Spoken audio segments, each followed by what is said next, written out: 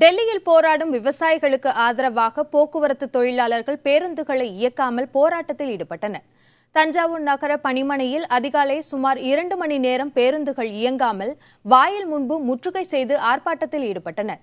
போராடி வரும் தமிழக விவசாயிகளின் கோரிக்கையை நிறைவேற்ற வேண்டும் மற்றும் போக்குவரத்து தொழிலாளர்களின் நீண்ட நாள் கோரிக்கையான ஓய்வு பெற்ற போக்குவரத்து ஊழியர்களுக்கு முதல் தேதியே ஓய்வூதியம் வழங்க வேண்டும் உள்ளிட்ட கோரிக்கைகளை வலியுறுத்தி முழக்கங்கள் எழுப்பப்பட்டன.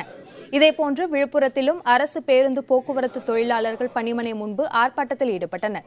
இதனால் பணிமனைகளிலிருந்து பேருந்துகள் சில மணி நேரம் தாமதமாக புறப்பட்டுச் சென்றன.